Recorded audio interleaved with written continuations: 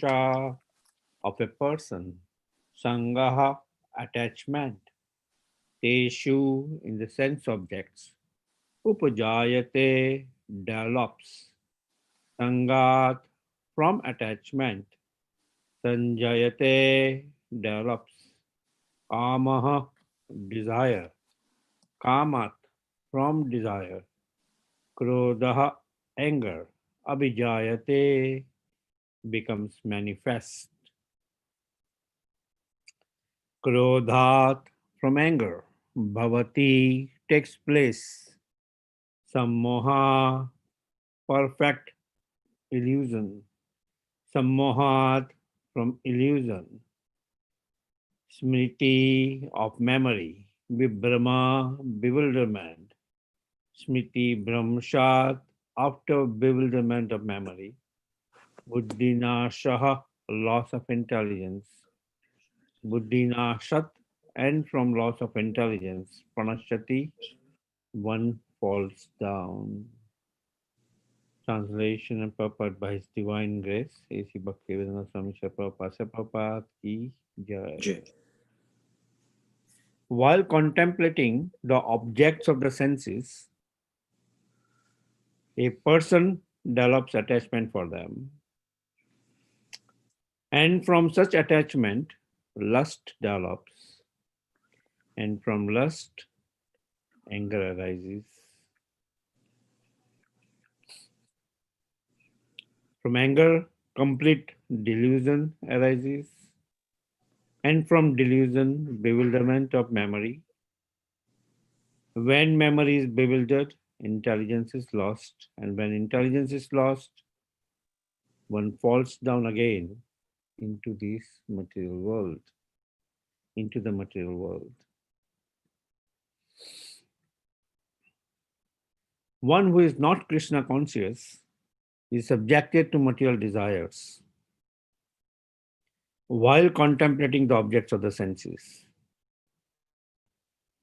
The senses require real engagements, and if they are not engaged in the transcendental loving service of the Lord, they will certainly seek engagement in the service of materialism. In the material world, everyone, including Lord Shiva and Lord Brahma, to say nothing of other demigods in the heavenly planets, is subjected to the influence of sense objects. And the only method to get out of this puzzle of material existence is to become Krishna conscious. Lord Shiva was deep in meditation, but when Parvati agitated him for sense pleasure, he agreed to the proposal, and as a result, Kartikeya was born. When Haridas Thakur was a young devotee of the Lord, he was similarly allured by the incarnation of Mahadevi, but Haridas easily passed the test because of his unalloyed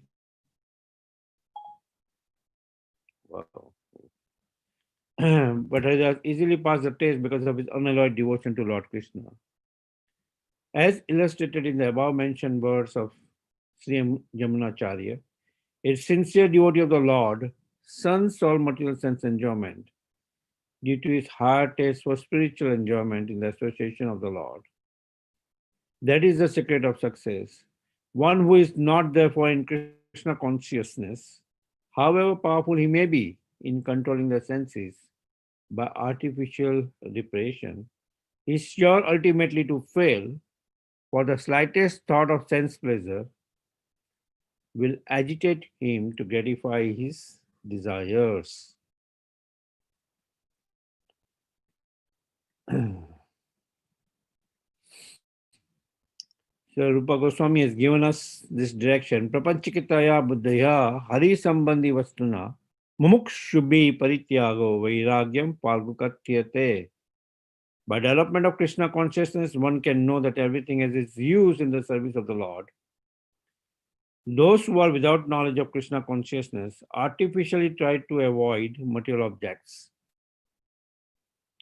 And as a result, although they desire liberation from material bondage, they do not attain to the perfect stage of renunciation. Their so-called renunciation is called Falgu, or less important. On the other hand, a person in Krishna consciousness knows how to use everything in the service of the Lord. Therefore, he does not become a victim of material consciousness.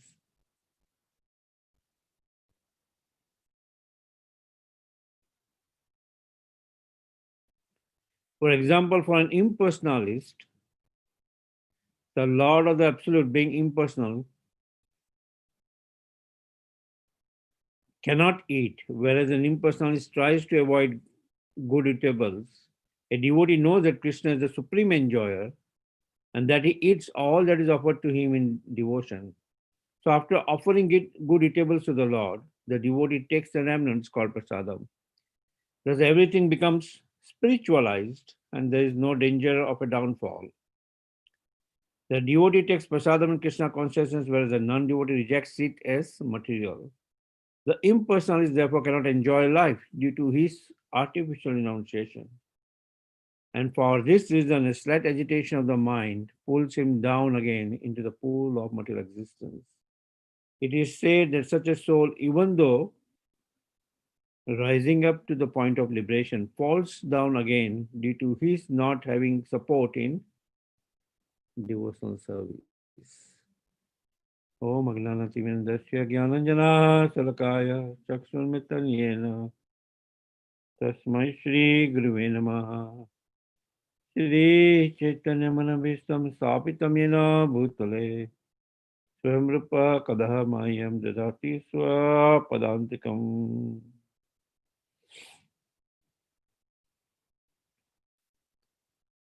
Hare Krishna. Dehato Vishyam Pumsam Sangate Supajayate Sangat Sanjayate Kaman Krodha Vijayate Krodhat Bhavati Sammaha Smriti Vibhrama Smriti Bhramshat Buddhinasat Pranashyati. Great. While contemplating the objects of the senses, a person develops attachment for them, and from such attachment, lust develops, and from lust, anger arises. From anger, complete delusion arises, and from delusion, bewilderment of memory. When memory is bewildered, intelligence is lost, and when intelligence is lost, one falls down again into the material pool.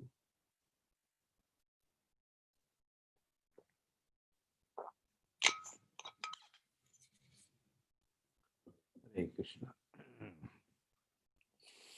Hmm. Wonderful words which you can practically experience that.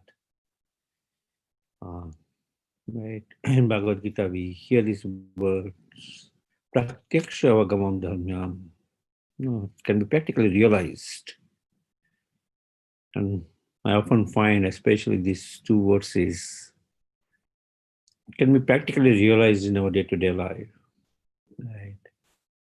We see Lord Krishna, no, means Arjuna is one reason why he does not want to fight the war. Is thinking about sinful reaction that if I fight the war, uh, I will incur sins, right? I will incur sins because those who are worthy of my respect, I'll be fighting against them. And as a result, I will incur sins. So instead of incurring sins, let me go to the forest and not fight the war, right? Not fight the war. Because for a Kshatriya, he needs to have a kingdom, and if he's not going to fight the war for his right, no, we have to go to the forest. And Lord Krishna is mentioning, in the previous verses also we see about this, that okay, if somebody is not completely realized, what uh, if you are not utilizing your senses in the service of the Lord, what could happen, right? Um, right.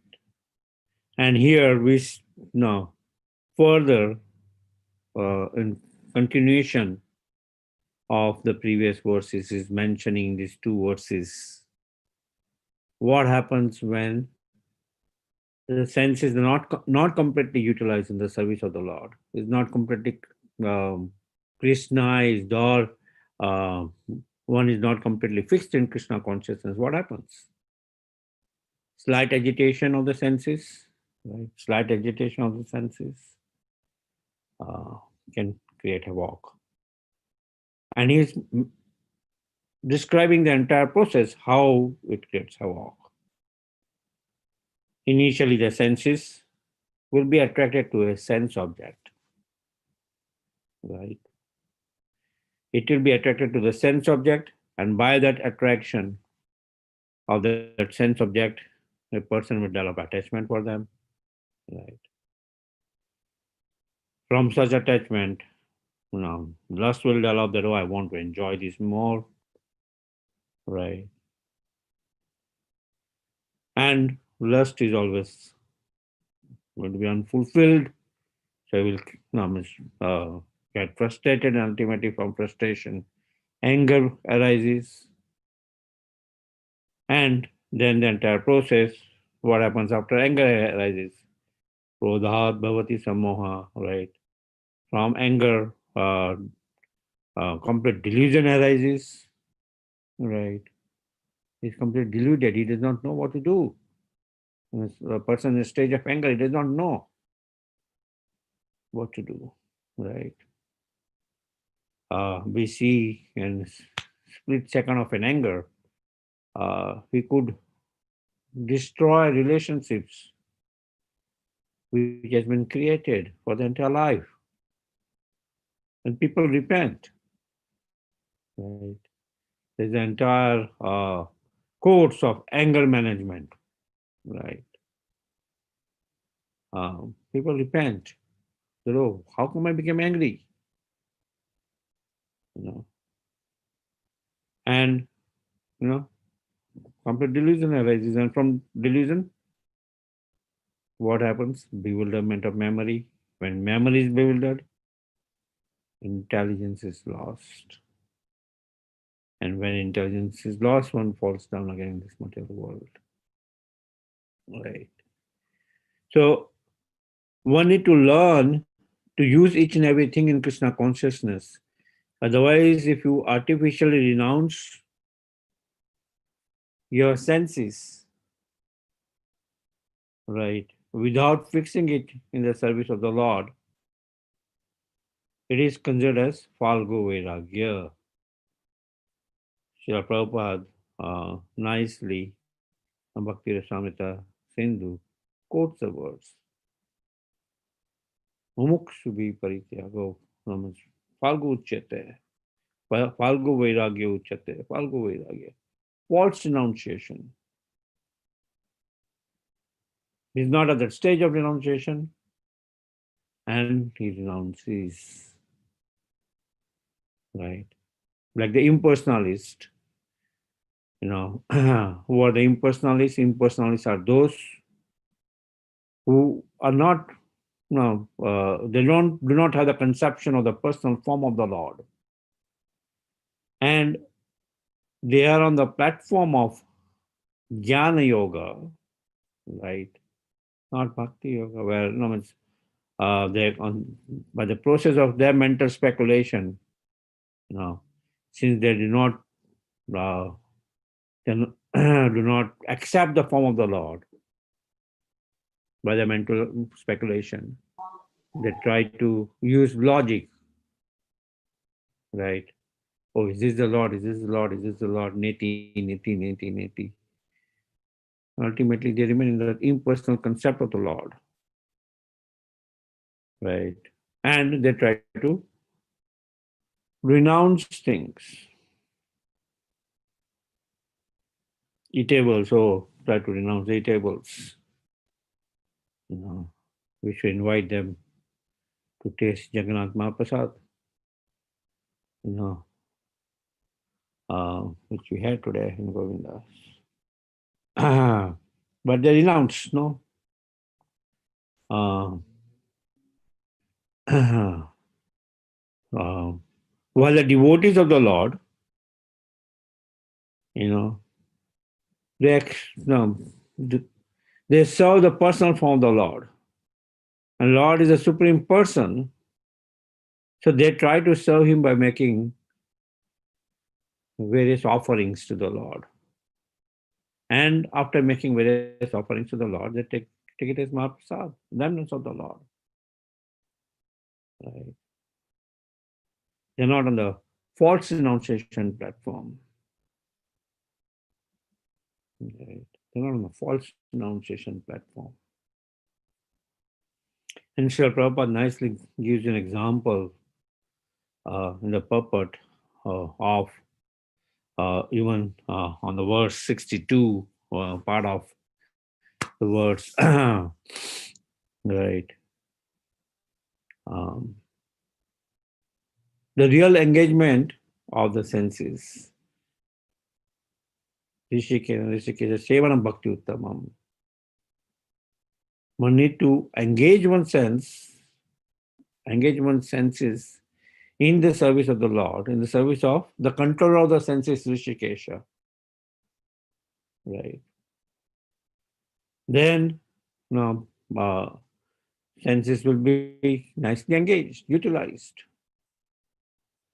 If we artificially replace the senses by some kind of yoga, right, a short, small moments, very slight agitation, with very slight agitation, no, these yogic trance is broken. And we see examples of that.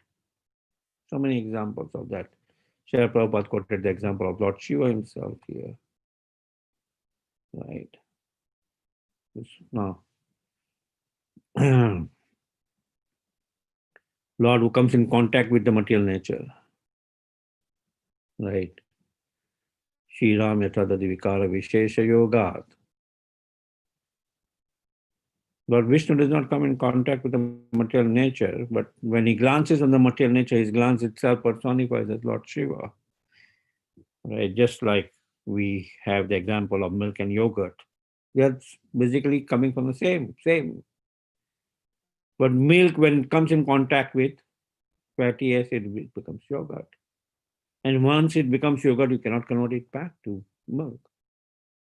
Similarly, when the Lord glances on the material nature, Lord Shiva, right? And we see, no, Prabhupada is giving an example here in the purport of how um, slight agitation by Mother Parvati, you know, no, Lord Shiva is subjected to the influence of some sense of and as a result, no, he his meditation is broken, and the result is Kartikeya. We see Vishwamitra Muni, right? Similarly, performing meditation to that extent that, oh, I'll be disturbed outside if I perform meditation. So he's performing meditation in a very secluded place, in the water or something.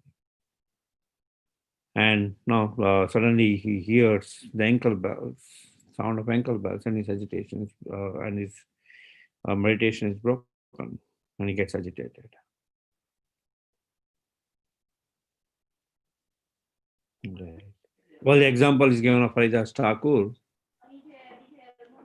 where Haridas Thakur, when he comes in is performing this japa meditation, mantra meditation, chanting the holy name of the Supreme Lord. And, one time a prostitute is sent, and ultimately, the Haridas Thakur said, oh, yeah, I will fulfill all your desires, but I have to finish my rounds. Right? Can somebody mute their line? And what happens? he makes the prostitute hear the holy name of the Lord. And then so I've not finished my rounds. And he keeps on chanting the whole night. And then so, okay, then the prostitute comes the next day, and the same thing happens. And the third day, she takes shelter of the holy name. Ultimately, she takes initiation from Haridas Thakur, giving up all her material desires of enjoyment. And one time, Mayadevi herself, with all her full form, tries to allure Haridas Thakur, and she fails in her pursuit because he is completely fixed in Bhakti Yoga. Shravanam Kirtanam Vishnu Smaranam. Right? Hearing and chanting the holy name of the Lord. Right? Hearing and chanting the holy name of the Lord. Right? So examples now. Lord Shiva, which is mentioned by our Acharya, these examples are Lord Shiva kind of glorifies the importance of Bhakti Yoga by taking a humbler position. That is, see, I can become agitated. Not that, oh, he isn't that ordinary living entity. Just like Bhrigu Muni, when he goes to search who is the Supreme Lord, right? And he goes initially to Brahmaloka, and he commits, he does not offer his obeisances. Lord Brahma becomes agitated. Then he goes to Shivaloka, he commits verbal offense to Lord Shiva, and Lord Shiva immediately becomes agitated. Then he goes to Vishnu Loka, and he sees Mother Lakshmi serving Lord Vishnu, and he goes and kicks on his chest. And immediately Lord Vishnu comes down and immediately starts massaging Bhrigu Muni's feet. That I hope the chest is like iron. I hope your feet it did not hurt your feet. And our acharyas mentioned that not that Lord Brahma and Lord Shiva became agitated like that, but they wanted Bhrigu Muni to ultimately be led to the Supreme Lord in his pursuit of tasting who is the Supreme Lord. Right. So from the examples, one should not start saying, oh, see, Lord, it's basically establishing the mood that a jnani, that process of jnana yoga would not be able to control your senses completely. Your senses would be artificially repressed till it is completely utilized in the service of the Lord. So if somebody thinks, oh, I just want to go to the forest and just renounce everything without sufficiently being qualified, and we see the same theme repeated in the third chapter, where Arjuna is bewildered and he's asking these two questions. What should I do? Renounce the activity, right? Or renounce the results? And same thing happens in the fifth chapter. He again asks the same question.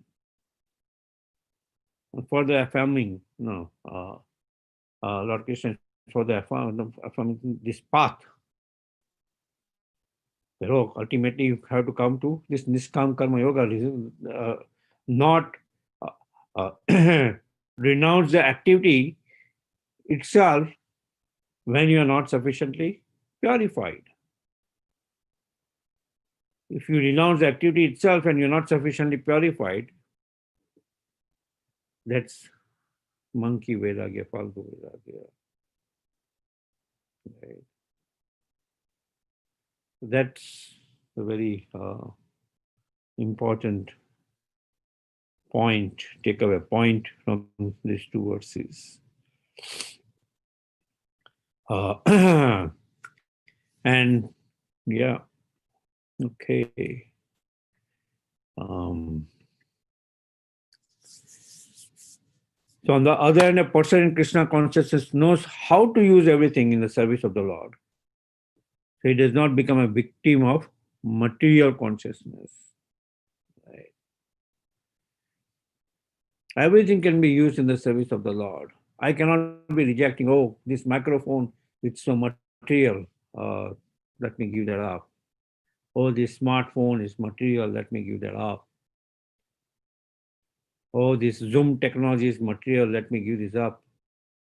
Right now, we are using this technology to use it in the service of the Lord. Right? Computer is material. Let me give it up. Through computer, through this no, phones, we are using so that they are not completely useless. They're being used in the service of the Lord. Right? So similarly, everything can be used in the service of the Lord properly,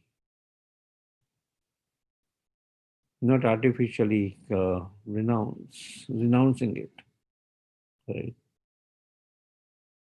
Artificially renouncing it. Oh,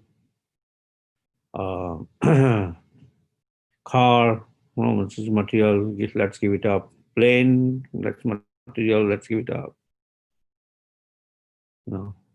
One time a journalist asked, hello, we are talking about, no, we are constantly mentioning about this material nature, one should transcend the material nature. These are, oh, you yourself are traveling in plane.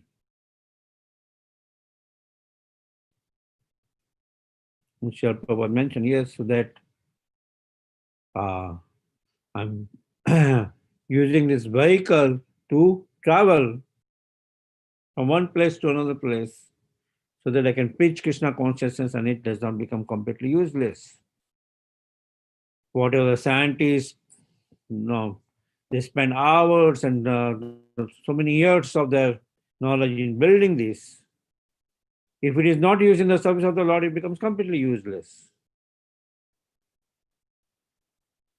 Just like, we have this material technology, same material technology, people can use it for the bad purpose, and devotee can use that in the service of the Lord. Devotee can use that in the service of the Lord.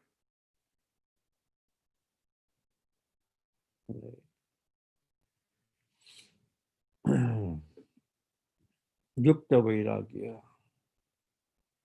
So there is Yukta Vairagya. Anasaktasya Vishayan Yate Aham Upajinjate Nirbandha Krishna Samad Yukta Vairagya Uchate. Right? Everything can be used in the service of the Lord. Yukta Vairagya. Right? You cannot artificially renounce things. You cannot artificially repress your senses. Because, no, and that's why as devotees of the Lord, we should be very, very careful. The devotional service is like a razor edge, Prabhupada mentioned. Like very, very careful. At any time, in our neophyte stage, we are not at Haridas Thakur's stage, where Mahadevi, even if she personally comes to allure Haridas Thakur, she gets defeated. She is not able to allure Haridas Thakur. But we are not at that stage. In our initial stage, we can also get allured. Senses are so powerful. Right? So the senses are like those 5 wild horses which can go in either directions unless they're controlled by the reins of the mind, by higher intelligence. controlling it. That Baha intelligence controlling it. Yeah.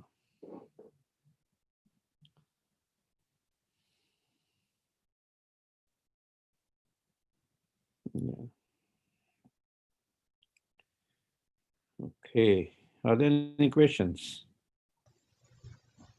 Haribol Prabhuji, Yes, Prabhuji. I always have a question That's for your very classes.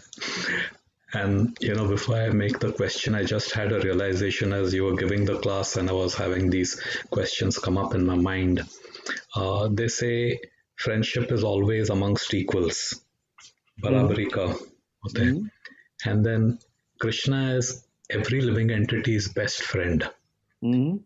Srila Prabhupada would also sign all his letters and correspondences, your ever well-wisher. Mhm. Prabhupada, he had that your ever well-wisher. Yes. And I was reflecting on your and my friendship, 20, 25 years, Prabhu. Mhm. And I always learned since then, and even now I'm learning from you. Now, if we look at learning, Prabhu, learning is always from a teacher and student. So from a position higher and the student is lower because he doesn't know, teacher knows. So that is it. So I was trying to figure out how is it Krishna is also so superior and we are here, living entity. Prabhupada is over here and we are over here. So how can we be friends? How can Krishna be friends with a living entity? How can a superior person have that? And then that you're ever well-wisher. It is out of the what we call grace or whatever it is. That is the meaning of friendship, where we are concerned and the upliftment of others. So for that, thank you for your friendship and always thinking well of me and others.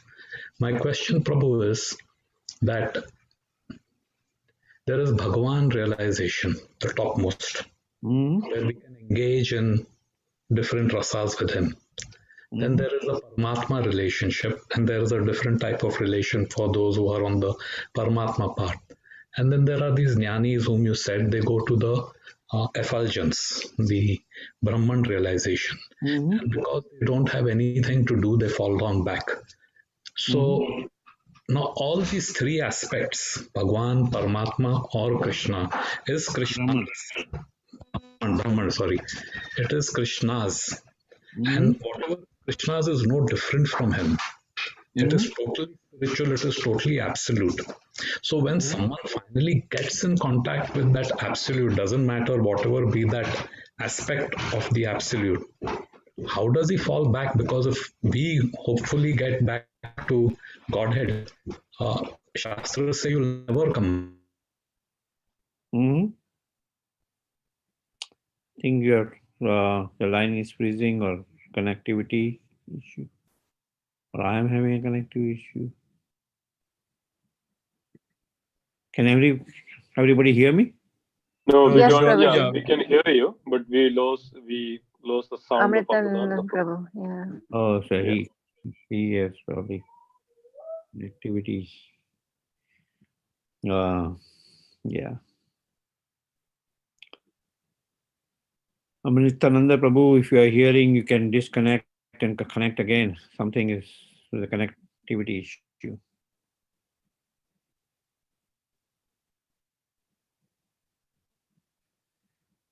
Yep, nothing is connecting again. Yeah, nice question. He's asking about this Brahman realization, Paramatma realization, and Bhagwan realization. Vadanti tattva vida tattvam yat jnanam advayam brahmeti paramatmeti bhagwaneti sabdyate. That's the philosophy of Krishna consciousness explained in Srimad Bhagavatam.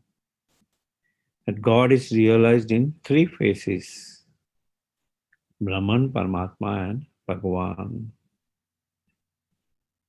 And the analogy is given that God realization and sun rays.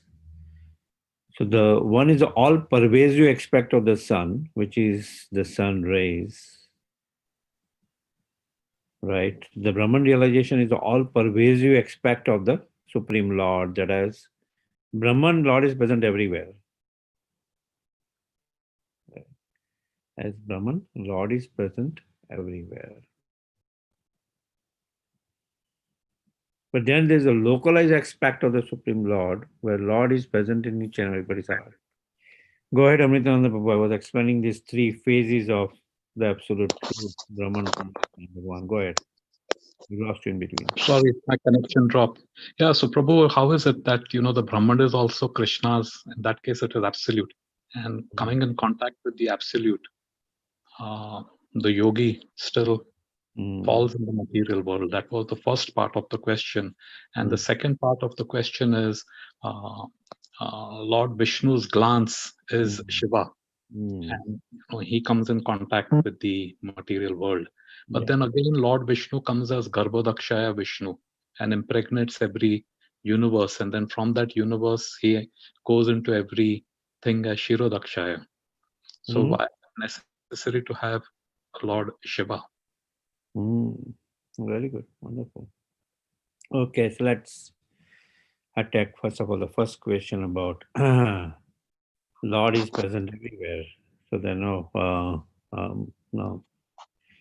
Yes, this material world is also Lord's energy, right? The spiritual world is Lord's internal energy, Lord's internal energy, the external energy of the Supreme Lord is also no. So as far as Lord is concerned, his external energy and internal energy are the same. As far as the Lord is concerned, Sherpa was mentioned, Durga, then the external energy or the internal energy, for the Lord it is the same. But then we have this all-pervasive aspect. I was explaining this. The all-pervasive aspect of the Supreme Lord is Brahman. The localized aspect of the Supreme Lord is Paramatma. And now, beyond that is the Lord Himself, right? Bhagavan. So, the Jnanis attain this Brahman realization that, ultimately Lord is present everywhere. So the all-pervasive aspect of the Lord is the impersonal aspect of the Lord, right? So, as a result, they are not completely fixed in the service of the Lord.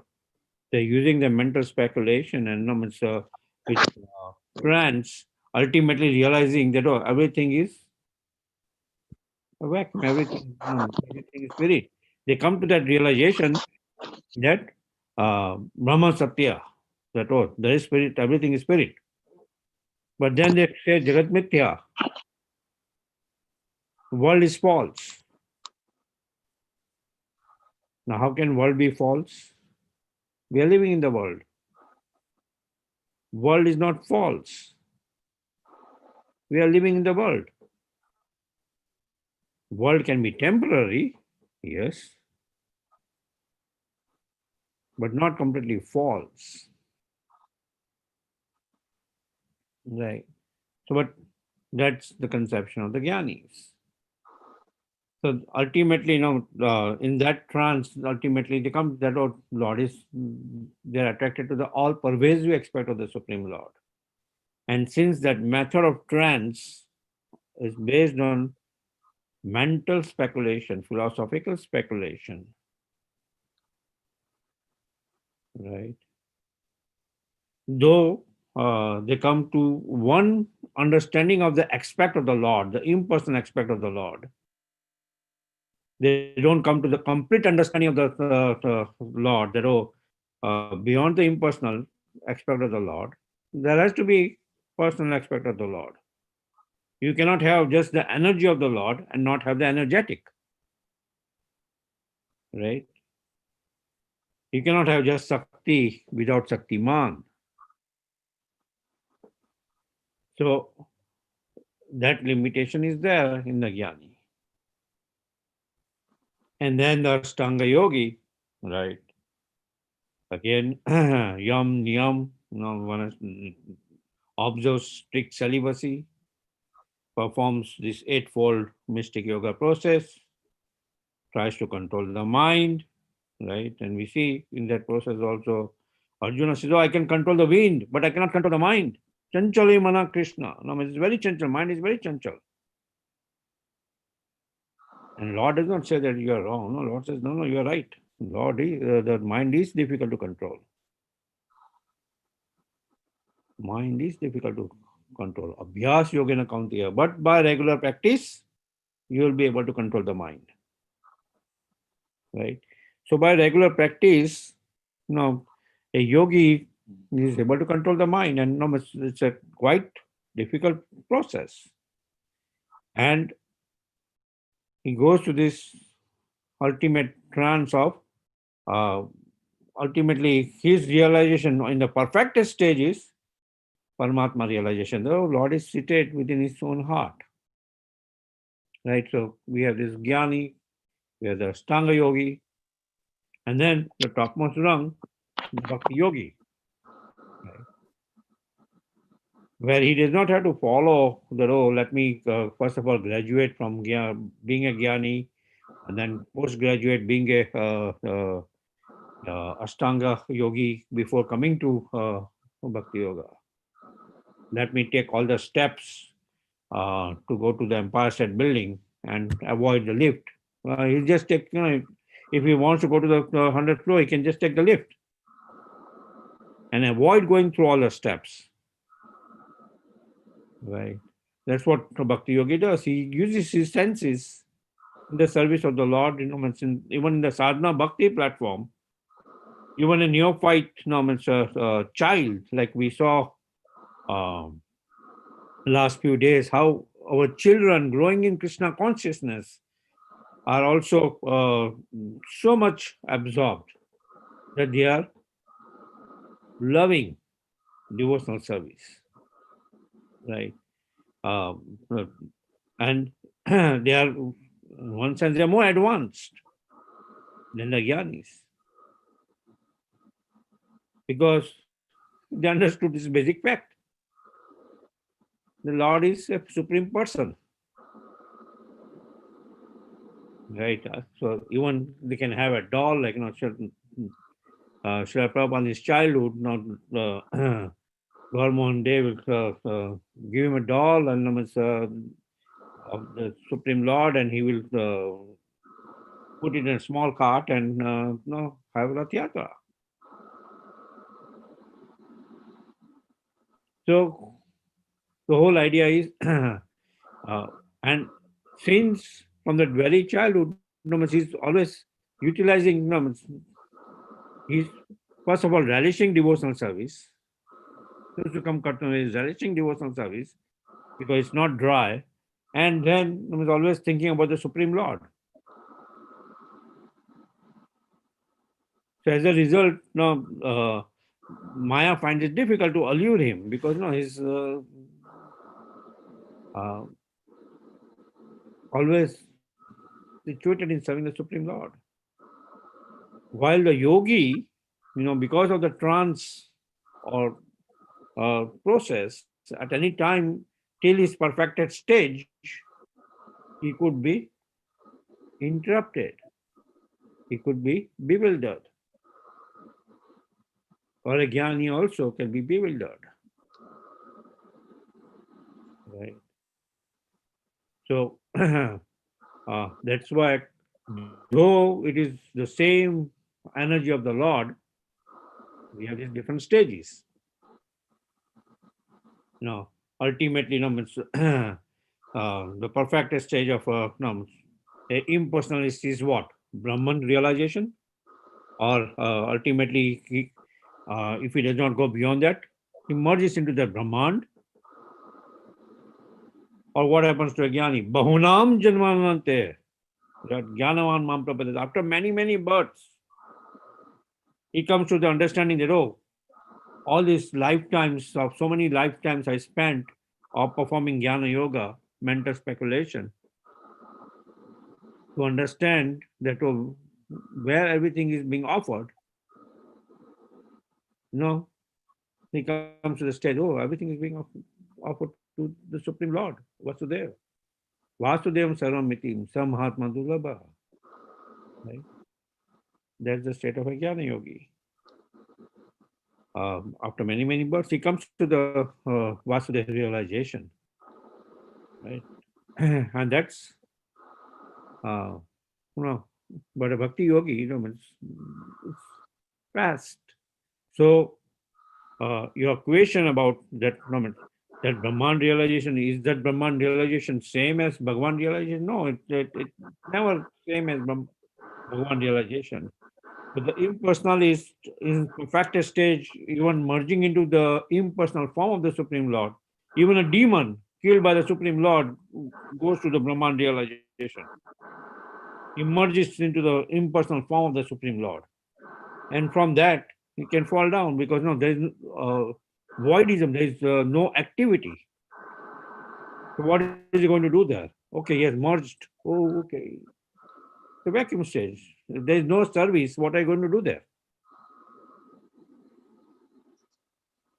Right.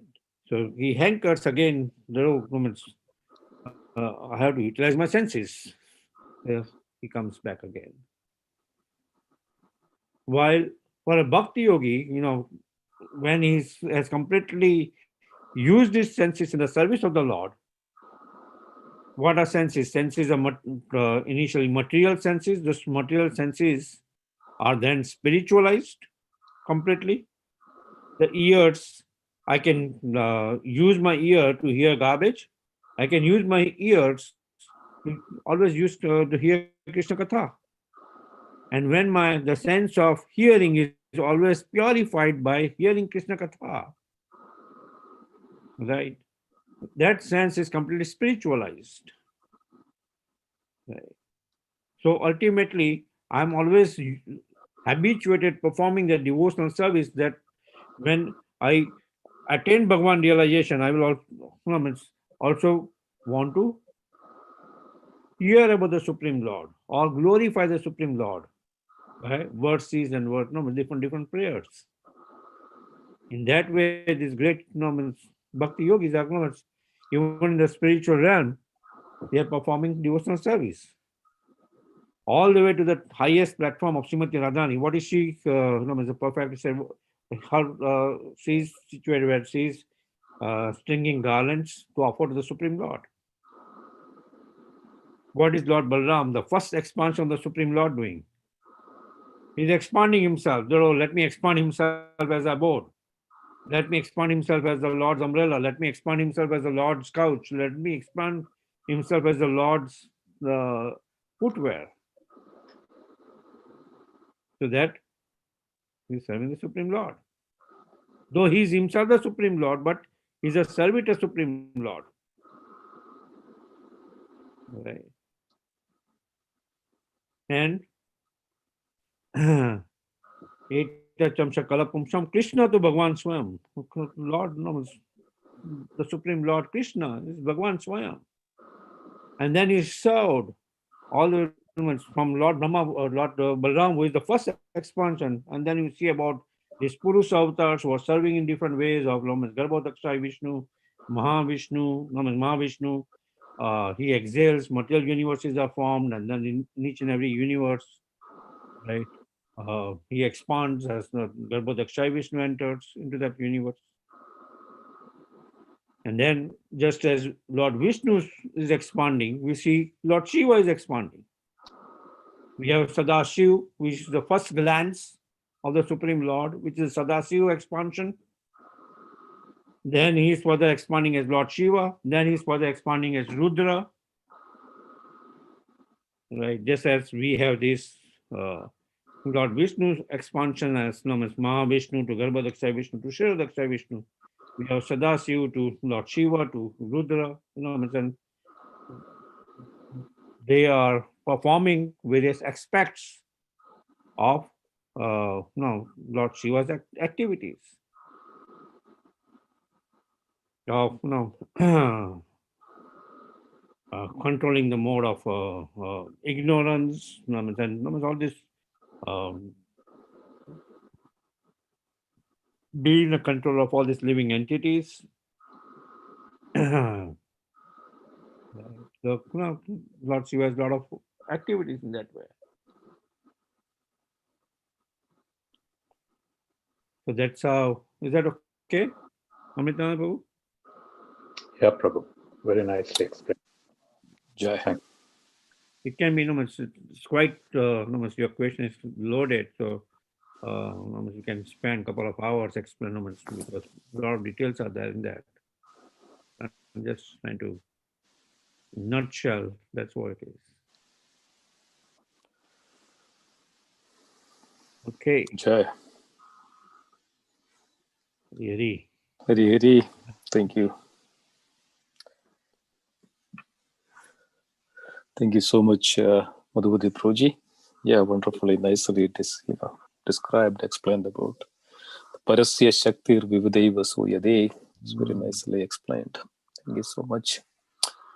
So let's, we need to start another Bhakti Risha. Thank you so much, dear devotees, for joining today. So we will be planning a section tomorrow. So we'll send out the details. So please join. So tomorrow evening, same time. Thank you so much for joining. And also again, wish you all a very, very happy Krishna conscious New Year. Let's pray to the Supreme Lord. Please give us the opportunity to serve and remember Him always and utilize our senses, mind, and intelligence for the service of the Lord. Nothing else. Don't have any other prayer. Please give us the opportunity to serve the Supreme Lord and His devotees. That's our prayer for the 2021 and ahead. So wish you all a happy New Year and Krishna conscious New Year. So in that note, let's pay our obeisances to all the Vaishnava devotees of the Lord. Vancha kalpatarupasya kripa sindhubhya evacha patitanam pavanebhyo vaishnavebhyo namo namaha. Vaishnava Vrinda ki jai. His Grace Madhupatthi Prabhuji ki jai. Srila Prabhupada ki jai. Gaura Premanande. Thank you for the wonderful class. Thank you, Madhupatthi Prabhu. Hare Krishna. you, Madhupatthi Prabhu. Thank you. Thank you.